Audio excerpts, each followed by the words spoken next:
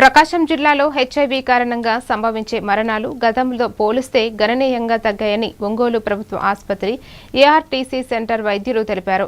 SMO doctor Joseph Samuel, doctor Swathi Sivasri మాట్లాడుతూ జిల్లాలో ప్రస్తుతం సుమారు 30,000 హెచ్ఐవి కేసులు ఉన్నాయని, ప్రభుత్వం ఉచితంగా మందులు, మెరుగైన వైద్యం అందిస్తుండటంతో మరణాల రేటు గణనీయంగా తగ్గిందని వెల్లడించారు. నేను హెచ్ఐవికి పేషెంట్లకు చూస్తూ ఉంటాను.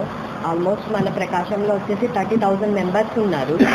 ప్రజెంట్ డెత్ రేట్ అయితే పర్లేదు, తగ్గింది. ఇంతకు ముందుగా పోల్చుకుంటే ఇప్పుడు మాత్రం బాగా తగ్గుతుంది.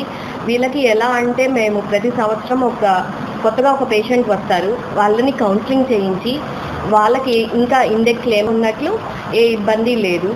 ప్రజెంట్ హెచ్ఐవి పేషెంట్లు చాలా చక్కగా మెడిసిన్ వాడుతున్నారు, మేము చెప్పిందే వింటున్నారు, ఏ ఇబ్బంది లేకుండా చూసుకుంటున్నాము.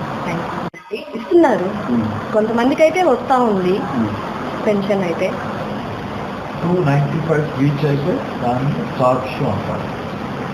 3 రీచ్ అయితే దాన్ని ఫిలిక్స్ ఉంటే దాన్ని సురక్షిత్ ప్లస్ అంటారు. ఈ టార్గెట్స్ మన కంట్రీ అంతటికీ ఇచ్చారన్నమాట. మన రాష్ట్రంలో కొద్దిమంది ఈ యొక్క టార్గెట్స్ని రీచ్ అయ్యారు. మన ఒంగోలు కూడా రీచ్ అయ్యేటువంటి దరిదాపుల్లో ఉందన్నమాట.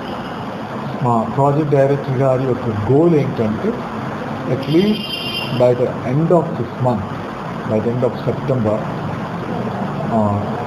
సాక్ష్యం రీచ్ అవ్వాలి. సాక్ష్యం 2 95 or 99 రీచ్ అవ్వాలని కాదు.